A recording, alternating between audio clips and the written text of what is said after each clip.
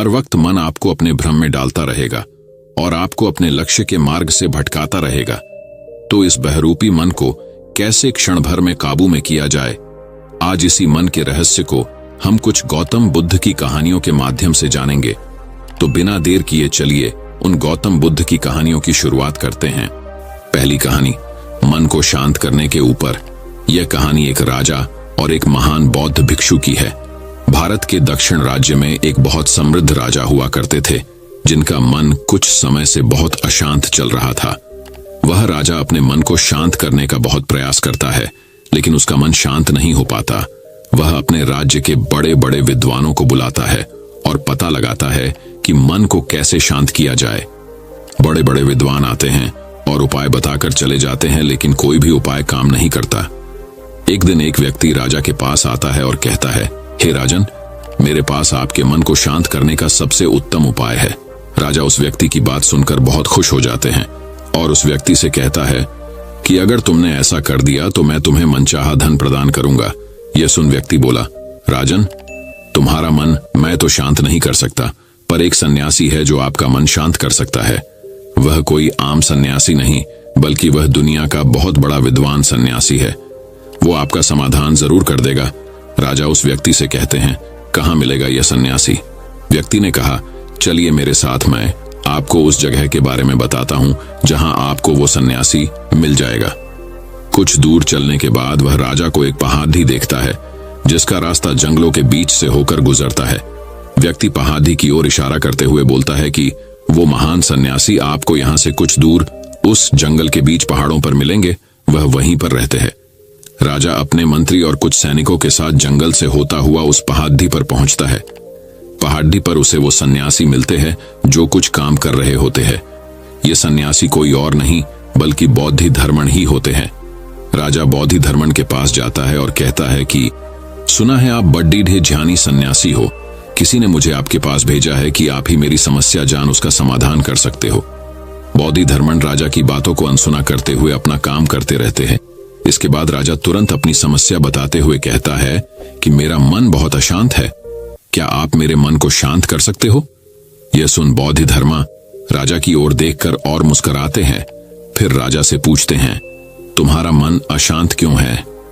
राजा कहता है, वैसे तो मेरे पास किसी भी चीज की कोई कमी नहीं है। धन मेरे पास इतना है जिसका मुझे खुद अंदाजा नहीं। सभी सुख सुविधाएं हैं, भगवान ने मुझे दुनिया की सारी दौलत और संपत्ति दी है, लेकिन बस एक चीज की कमी है, मेरे अंदर मेरा मन अशांत रहता है। यदि यह कभी कभी शांत भी हो जाता है तो यह कुछ देर बाद फिर से अशांत हो जाता है। क्या आप मेरे मन को शांत कर सकते हैं? मैं बड़ी आशा लेकर आपके पास आया हूं, बाकी तो मैंने सब उपाय कर लिए, बस आप ही मेरी अंतिम आशा हो। बौद्धि धर्मा उस राजा से कहते हैं, बिल्कुल मैं तुम्हारे मन को शांत कर सकता हूं। यह सुन राजा बहुत खुश होता है। राजा कहता है, उसके लिए मुझे क्या करना होगा? बौद्ध धर्मा मुस्कुराते हैं और कहते हैं, कल सुबह तुम मेरे पास आना और ध्यान रहे अकेले आना। राजा कहते हैं, ठीक है, मैं कल सुबह आपके पास आ जाऊंगा। बौद्ध धर्मा कहते हैं, एक बात और ध्यान रहे कि अपने अशांत मन को अपने साथ लाना। यह सुनकर राजा चौंक जाता है और सोचता है, यह कैसी बात कह दी। राजा कहता है, आपने क्या कहा, कृपया एक बार और कहे, शायद मेरे सुनने में त्रुटि हुई हो। बौद्ध धर्मा फिर से वही बात कहते हैं, तुम कल सुबह जल्दी आना और अपने अशांत मन को अपने साथ लेकर आना, कहीं ऐसा ना हो कि तुम उसे अपने महल में छोड़ाओ। राजा सोचता है कि लगता है यह कोई पागल आदमी है, क्योंकि अब राजा के पास कोई विकल्प शेष नहीं था। इसलिए राजा सोचता है कि एक बार प्रयास कर ही लेते हैं। तो वो बौद्धि धर्मण से कहता है, ठीक है, मैं अशांत मन को साथ लाऊंगा। अगले ही दिन राजा सुबह सुबह बौद्ध धर्मा के पास पहुंचता है और कहता है, मैं आ गया। बौद्ध धर्मा उस राजा से कहते हैं, तुम तो आ गए, लेकिन तुम्हारा अशांत मन कहाँ है? लाओ उसे मुझे दे दो, मैं उसे अभी शांत करके तुम्हें दे देता हूं। राजा कहता है, आप यह कैसी बात कर रहे हैं? आप इतने महान सन्यासी होकर यह भी नहीं जानते कि मन कोई ऐसी वस्तु नहीं जिसे मैं उठाकर आपको दे दूंगा। मन तो मेरे भीतर है। बौद्ध धर्मा उस राजा से कहते हैं, तो ठीक है, आओ यहां बैठो और अपनी आंख बंद करके उस अशांत मन को अपने भीतर खोजो। राजा अपनी आंख बंद करके अशांत मन को भीतर खोजने की कोशिश करता है। बहुत देर आंख बंद करके बैठे रहने के बाद बौद्ध धर्मा राजा के कंधे पर हाथ रखते हैं और कहते हैं, आंखें खोलो राजन, जैसे ही राजा ने आंख खोली तो बौद्ध धर्मा उस राजा से पूछते हैं, क्या तुम्हें तुम्हारा अशांत मन मिला? राजा कहता है, नहीं बौद्ध धर्मा। बौद्ध धर्मा बोले, ठीक है, अब तुम कल प्रयास करना, आज के लिए इतनी खोज पर्याप्त है। राजा अपने महल चला जाता है। अगली सुबह राजा बौद्ध धर्मा के पास आता है और वैसा ही करता है जैसे कल बताया था। राजा एक स्थान पर बैठकर आंखें बंद करके अपने भीतर अपने अशांत मन को खोजने का प्रयास करता है। बहुत देर तक राजा बैठा रहता है। बौद्ध धर्मा फिर से राजा के कंधे पर हाथ रखते हैं और कहते हैं, क्या तुम्हें तुम्हारा अशांत मन मिला? राजा बहुत शांत आवाज में बौद्ध धर्म से कहता है, नहीं बौद्ध धर्म। लेकिन इस बार बौद्ध धर्मा फिर से वही बात कहते हैं कि कल फिर से आना और पुनः प्रयास करना। अगले दिन राजा बौद्ध धर्मा के पास आया और वैसा ही करता है जैसे पूरे 2 दिन से कर रहा था। राजा बैठता है और अपनी आंखें बंद करता है और अपने भीतर अशांत मन को खोजने का प्रयास करता है। बहुत देर होने के बाद हर बार की तरह इस बार भी बौद्ध धर्मा राजा के कंधों पर हाथ तो रखते हैं और इस बार राजा की आंखें नहीं खुलती। राजा बस अपनी आंखों को बंद करके बैठा रहता है। इस बार राजा पूरी तरह ध्यान मग्न हो जाता है। काफी समय बीत जाता है। वह बौद्ध धर्मा भी राजा के पास ही बैठे रहते हैं। पूरा दिन बीत जाता है, पूरी रात बीत जाती है। अब अगले ही दिन सुबह के समय राजा अपनी आंखें खोलता है और जैसे ही राजा की आंखें खुलती है, राजा अपने सिर को बौद्ध धर्मा के चरणों में रख देता है और कहता है, मुझे मेरा अशांत मन तो कहीं नहीं मिला, पर वो परम शांति जरूर मिल गई जिसकी तलाश में अब तक मैं यहां वहां भटक रहा था। तो दोस्तों, उस राजा की तरह हम भी अपने मन की शांति को कहीं बाहर खोज रहे होते हैं, लेकिन हमारे मन की शांति हमारे अंदर ही है। उस शांति को मन से बैठकर आपको खोजना पड़ेगा। फिलहाल आज की नैतिक कहानी यहीं पर खत्म होती है। तो अब दोस्तों चलिए गौतम बुद्ध की दूसरी रहस्यमयी कहानी की शुरुआत करते हैं। दूसरी कहानी, बुद्धा और मोहनदास। काशी के एक गांव में मोहनदास नाम का एक 10 साल का बालक अपने पिता के साथ रहता था, जिसका जन्म एक बेहद गरीब परिवार में हुआ था। मोहनदास जब 5 साल का था तब उसकी माता किसी गंभीर बीमारी के चलते पैसों की कमी और आसपास कोई चिकित्सा सा केंद्र न होने की वजह से चल बसी थी। मोहनदास के पिताजी ठाकुरों के खेतों में मजदूरी किया करते थे, जिससे मिलने वाले पैसों से मुश्किल से ही घर का खर्च चल पाता था। भगवान बुद्धा और मोहनदास उन समय में छोटे छोटे गुरुकुल हुआ करते थे, जहां पर शिक्षा का ज्ञान दिया जाता था, जिसकी मासिक फीस 100 रुपए थी। मोहनदास के पिताजी जैसे तैसे मजदूरी करके रोज का मात्र 20 रुपया ही कमा पाते थे, यानी कि महीने का 600 रुपया, जिसमें से 100 रुपए मोहनदास की फीस में चले जाते थे और बाकी के 500 से घर का गुजारा होता था। मोहनदास पढ़ाई में अच्छा था और साथ में बद्धा ही जिज्ञासु भी था। गुरुकुल में मोहनदास बहुत मन लगाकर पढ़ता और अपने मास्टर से खूब सारे सवाल करता। मास्टर जी भी मोहनदास के सभी सवालों का जवाब दे देते। इस तरह मोहनदास के मन में चल रहे सवालों की जिज्ञासा शांत हो जाती थी। गुरुकुल से छुट्टी होते ही वह तुरंत अपने पिता के पास उनके काम में हाथ बटाने के लिए पहुंच जाता। धीरे धीरे ऐसे ही समय बीतता गया। ठीक 6 साल बाद मोहनदास और उसकी पिता की जिंदगी में फिर से दुखों ने दस्तक दे दी।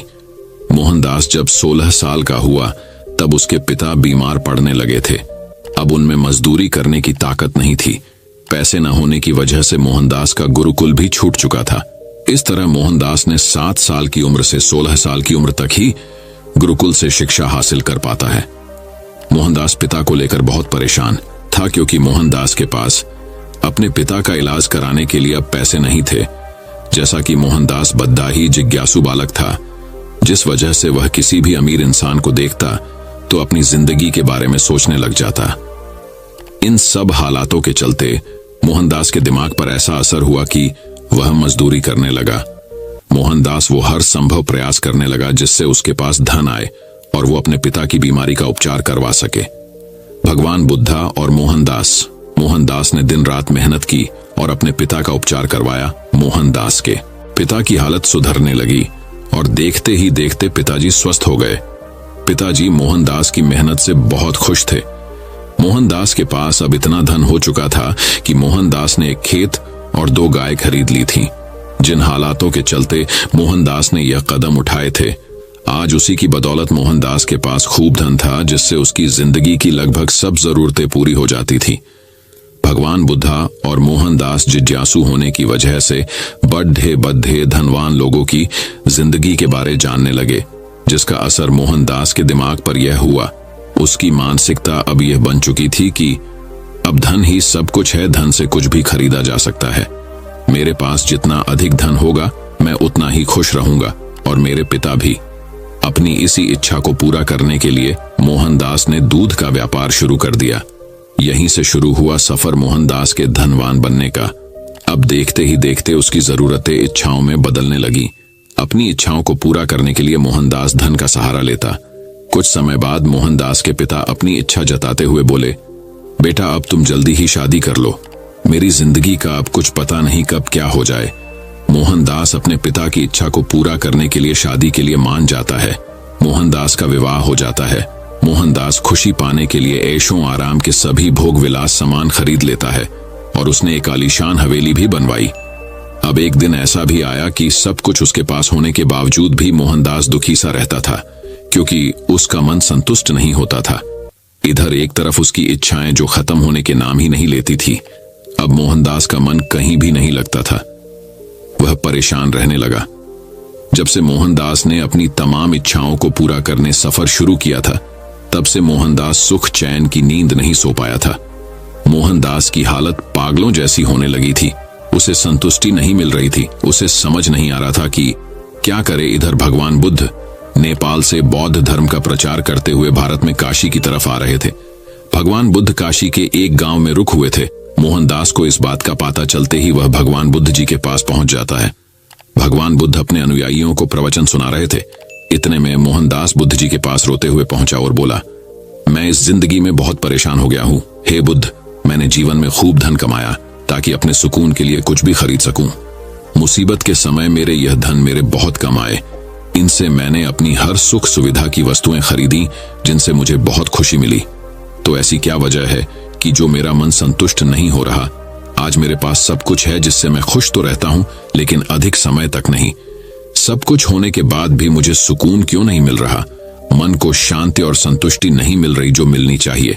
कृपा कर मेरी इस समस्या का समाधान करें, अन्यथा मैं खुद को खत्म कर दूंगा। तब भगवान बुद्ध मुस्कुराए और कहा, तुम्हारे दुख का कारण तुम्हारी असीमित इच्छाएं हैं। धन दौलत से तुम लंबे समय की खुशियां तो खरीद सकते हो, लेकिन सुकून की जिंदगी नहीं। धन से इंसान सुकून का एक पल भी नहीं खरीद सकता है। धन से तुम खुशियों का महल, मखमल के गद्दे और सोने चांदी से बनी चारपाई तो खरीद लोगे, लेकिन सुकून की नींद कभी नहीं खरीद सकते, क्योंकि यह धन से नहीं ध्यान से खरीदे जाते हैं। सुकून खुद तुम्हारे अंदर मौजूद है, जो कि एक असीमित इच्छाओं वाले पहाड़ के नीचे दबा हुआ है। जिस दिन तुम अपनी असीमित इच्छाओं के विचारों को एक सीमित दायरे में कैद कर लोगे, तो उसी दिन से असीमित इच्छाओं वाले पहाड़ के नीचे दबा हुआ सुख और सुकून आजाद होकर तुम्हारे जीवन में बस जाएंगे। बुद्ध की इन बातों का मोहन के मन पर सकारात्मक असर हुआ, मानो मोहन के सर से कोई बोझ उतर गया हो। अब मोहन के अंदर खुद को सुखी करने की कोई इच्छा शेष नहीं बची थी। वो समझ चुका था कि मेरी परेशानी का कारण मेरी यह असीमित इच्छाएं ही है, जिस वजह से मैं सुख की नींद कभी नहीं सो पाया, कभी भी सुख के फल का स्वाद नहीं चख पाया था। अब मुझे कुछ नहीं चाहिए। कुछ दिन बाद मोहन ने खुद यह अनुभव किया कि अब सच में कितना सुकून है मेरी जिंदगी में। शुरू से मैं मूर्ख, सुकून पाने के लिए खुद पर धन दौलत लुटाता रहा, बस धन कमाने के पीछे भागता रहा। जीवन के इस सत्य से अनजान रहा कि सुकून तो मेरे अंदर ही था, जो असीमित इच्छाओं के अंधेरे में कहीं खो गया था। और आज मन से मैं बहुत हल्का महसूस कर रहा हूं। आज जाकर मेरे मन को सुख की संतुष्टि प्राप्त हुई है। जय हो महात्मा बुद्ध की, जिन्होंने मुझे यह ज्ञान दिया। अन्यथा मैं यूं ही सारी जिंदगी सुख चैन की तलाश में भटकता रहता और अंततः मृत्यु को प्राप्त हो जाता। तो दोस्तों, इस कहानी से हमें यह सीख लेनी चाहिए कि अपनी इच्छाओं को सीमित ही रखे, तो ही जीवन में सुख का आनंद ले सकते हैं। तो अब दोस्तों चलिए बढ़ते हैं हमारी गौतम बुद्ध की तीसरी रहस्यमयी कहानी की तरफ। तीसरी कहानी, लोमधी और भिक्षु। एक बौद्ध भिक्षुक भोजन बनाने के लिए जंगल से लकड़ियां चुन रहा थे कि तभी उन्होंने बिना पैरों की लोमड़ी को देखते हुए मन ही मन सोचा, आखिर इस हालत में ये जिंदा कैसे है, और ऊपर से ये बिल्कुल स्वस्थ है। इस तरह के विचार करता हुआ वह अपने ख्यालों में खोया हुआ था कि अचानक चारों तरफ अपराध फरी मचने लगी। जंगल का राजा शेर उस तरफ आ रहा था। खतरे को भांप भिक्षुक भी तेजी दिखाते हुए एक ऊंचे पेड़ पर चढ़ गया और वहीं से सब कुछ देखने लगा। शेर ने एक हिरण का शिकार किया था और उसे अपने जबड़े में दबाकर लोमड़ी की तरफ बढ़ रहा था, पर उसने लोमड़ी पर हमला नहीं किया, बल्कि उसे भी खाने के लिए मांस के कुछ टुकड़े डाल दिए। इस घटना को देख भिक्षु तो घोर आश्चर्य में पड़ गया कि शेर लोमड़ी को मारने की बजाय उसे भोजन दे रहा है। भिक्षुक बुदबुदाया। उसे अपनी आंखों पर भरोसा नहीं हो रहा था, इसलिए वह अगले दिन फिर वहीं आया और छिपकर शेर का इंतजार करने लगा। आज भी वैसा ही हुआ। शेर ने अपने शिकार का कुछ हिस्सा लोमड़ी के सामने डाल दिया। एक बार फिर से ऐसा दृश्य देख भिक्षु मन ही मन बोला, कदाचित यह भगवान के होने का प्रमाण है। जो वास्तव में ऐसा घटित हो रहा, वह जिसे पैदा करता है उसकी रोटी का भी इंतजाम कर देता है। आज से इस लोमड़ी की तरह मैं भी ऊपर वाले की दया पर जीऊंगा। ईश्वर मेरे भी भोजन की व्यवस्था करेगा। ऐसा सोचते हुए वह एक वीरान जगह पर जाकर एक पेड़ के नीचे बैठ गया। पहला दिन बीता, पर कोई वहां नहीं आया। दूसरे दिन भी कुछ लोग उधर से गुजर गए, पर भिक्षुक की तरफ किसी ने ध्यान नहीं दिया। इधर बिना कुछ खाए पिए भिक्षुक हर क्षण कमजोर होता जा रहा था। इसी तरह कुछ और दिन बीत गए। अब तो उसकी रही सही ताकत भी खत्म हो गई। वह चलने फिरने के लायक भी नहीं रहा। उसकी हालत बिल्कुल मृत व्यक्ति की तरह हो चुकी थी कि तभी एक महात्मा उधर से गुजरे और भिक्षुक के पास पहुंचे। उसने सारी कहानी महात्मा जी को सुनाई और बोला, अब आप ही बताइए कि भगवान इतने निर्दयी कैसे हो सकते हैं? क्या किसी व्यक्ति को इस हालत में पहुंचाना पाप नहीं है? बिल्कुल है, महात्मा जी ने कहा, लेकिन तुम इतने मूर्ख कैसे हो सकते हो? तुम ये क्यों नहीं समझे कि भगवान तुम्हें उस शेर की तरह बनते देखना चाहते थे, लोमड़ी की तरह नहीं। हमारे जीवन में भी ऐसा कई बार होता है कि हमें चीजें जिस तरह समझनी चाहिए उसके विपरीत समझ लेते हैं, जिसका परिणाम बहुत खतरनाक होता है। ईश्वर ने हम सभी के अंदर कुछ न कुछ ऐसी शक्तियां दी हैं जो हमें महान बना सकती हैं। जरूरत है कि हम उन्हें पहचानें। इस कहानी में भिक्षुक का सौभाग्य था कि उसे उसकी गलती का एहसास कराने के लिए महात्मा जी मिल गए, पर खुद भी चौकन्ना रहना चाहिए कि कहीं हम शेर की जगह लोमड़ी तो नहीं बन रहे हैं। दयावान विचारों व व्यवहार वाले मनुष्य व जीवों की स्वयं ईश्वर रक्षा और पालन करता है। वह उसके जीवन सुगम व सुखदायी बना देते हैं। तो दोस्तों, उम्मीद है कि आपको इस लोमड़ी और भिक्षु से काफी जरूरी बातें सीखने को मिली होंगी। तो अब दोस्तों चलिए बढ़ते हैं हमारी गौतम बुद्ध की चौथी रहस्यमय कहानी की तरफ। चौथी कहानी। एक समय की बात है, एक तपस्वी साधु हिमालय पर्वत पर भ्रमण कर रहा था। एक खूबसूरत सुबह धूप वाले दिन वह एक उथली नदी के पार आया, जिससे आगे बढ़ने के लिए उसे पार करना पड़ा।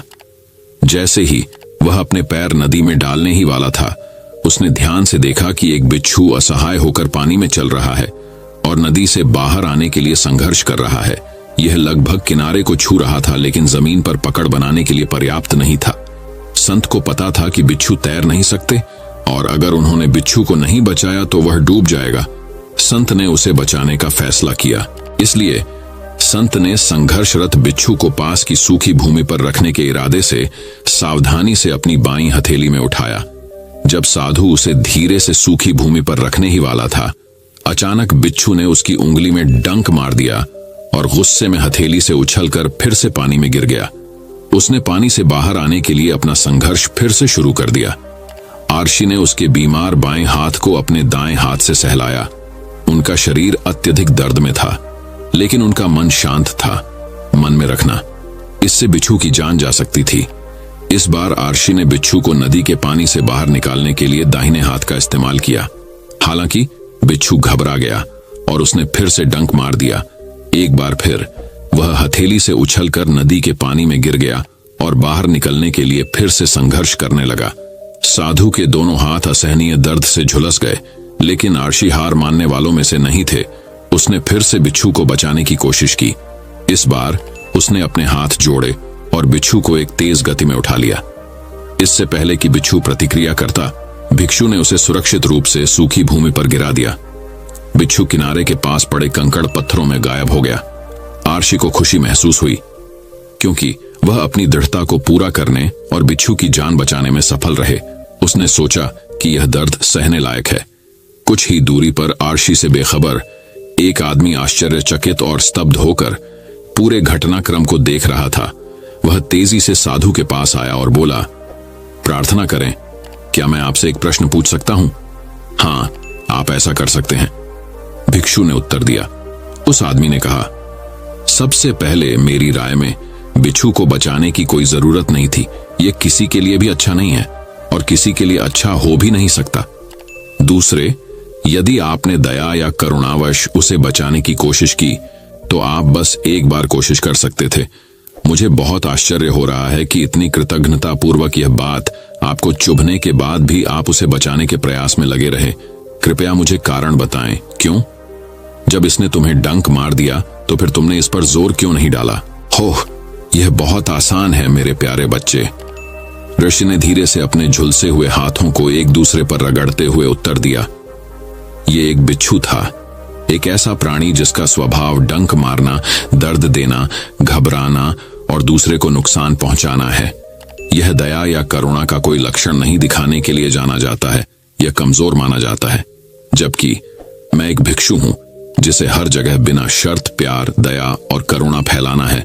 मुझे सबसे मजबूत माना जाता है मेरे मूल्यों और सिद्धांतों, मेरे दर्शन और नैतिकता, मेरी जीवन शैली और प्रथाओं, मेरी उन्नत भावनात्मक और मानसिक स्थिति के साथ।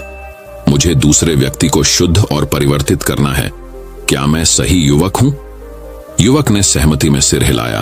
भिक्षु ने आगे कहा, ठीक है, जब बिच्छू जैसा छोटा, कमजोर और नीच प्राणी एक पवित्र व्यक्ति की उपस्थिति में अपना मूल स्वभाव, अपने लक्षण और अपनी प्रतिक्रियाएं नहीं बदलता, भला क्या मुझे, जिसे साधु माना जाता है, बिच्छू की उपस्थिति में अपना सदाचार, अपना व्यवहार छोड़ देना चाहिए?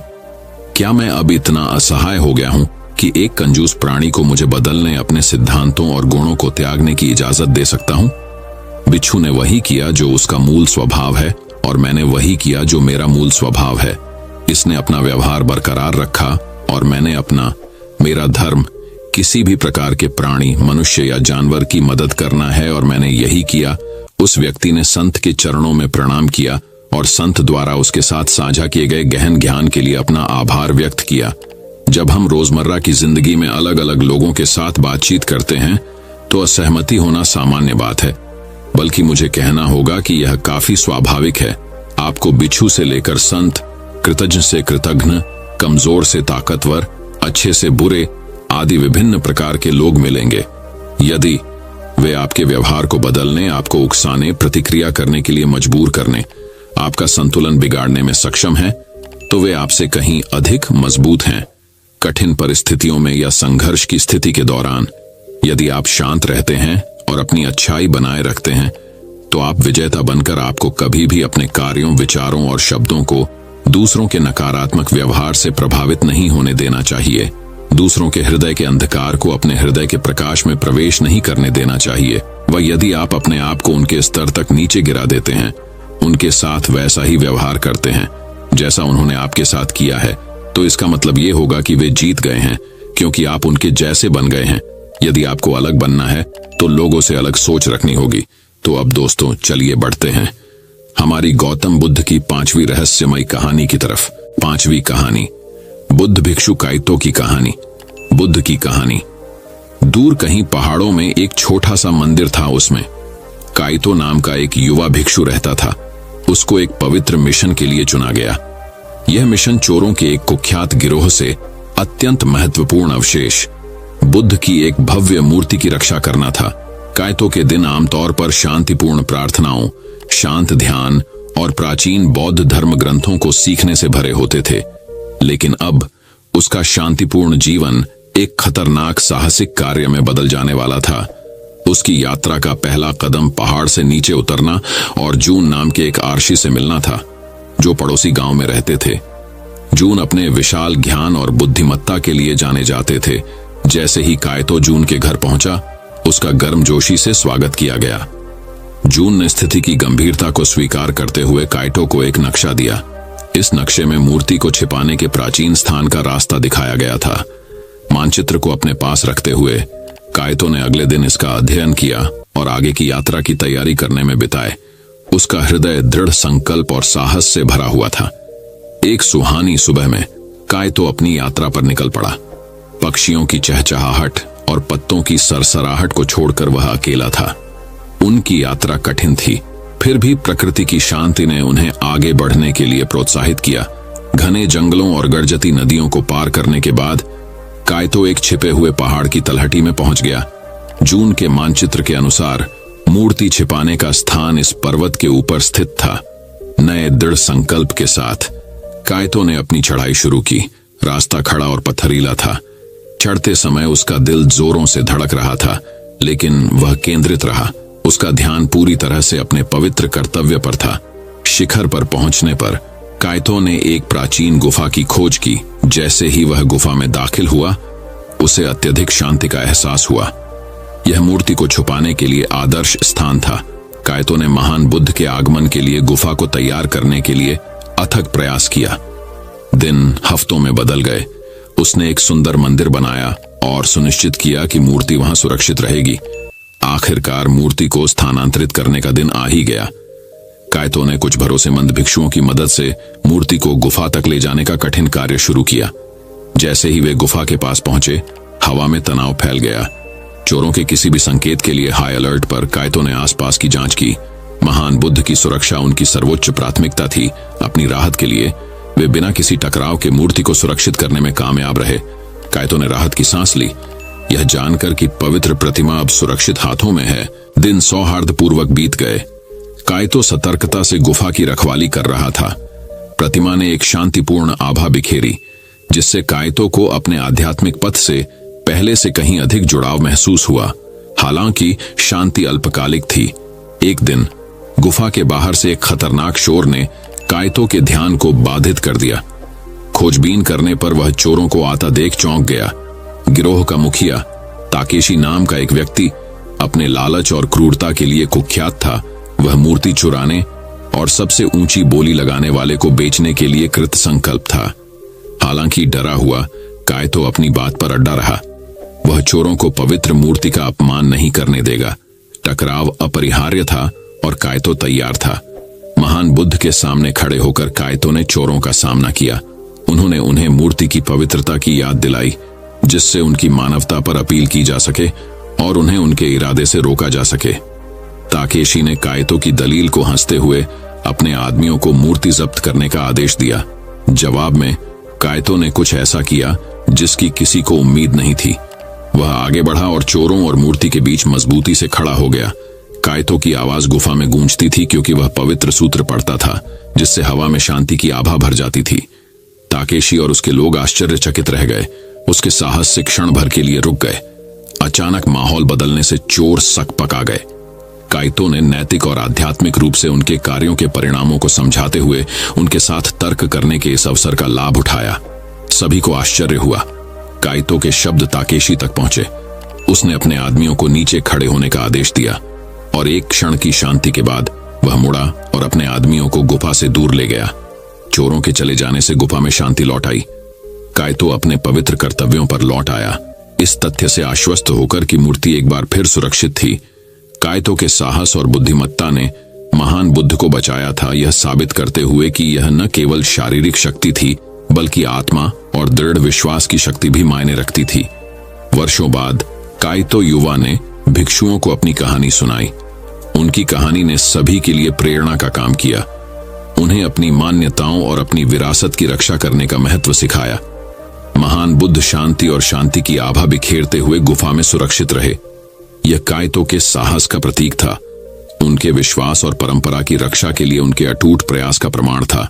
कायतो और महान बुद्ध की कहानी पड़ोसी गांवों में, फिर पूरे प्रांत में और अंततः पूरे देश में फैल गई। प्रत्येक पुनर्कथन के साथ कायतो की बहादुरी और बुद्धिमत्ता का और अधिक जश्न मनाया गया। दोस्तों, मैं उम्मीद करता हूं कि यह कहानी सुनने से आपके जीवन में अच्छे बदलाव आए होंगे। आपको इस वीडियो से क्या सीखने मिला, ये कमेंट करके जरूर बताएं और अपने परिवार, दोस्तों या आपके करीबी इंसान के साथ ये कहानी शेयर करके उन्हें भी इस ज्ञान से परिचित करवाएं। बाकी अगर आपको यह वीडियो दिल से अच्छी लगी हो, तभी इस वीडियो को लाइक कर देना, और आपने अब तक इस चैनल को सब्सक्राइब न किया हो तो चैनल को सब्सक्राइब भी जरूर कर देना। आपका हर दिन शुभ हो और खुशियों से आपका जीवन भरा रहे। धन्यवाद। नमो बुद्धाय।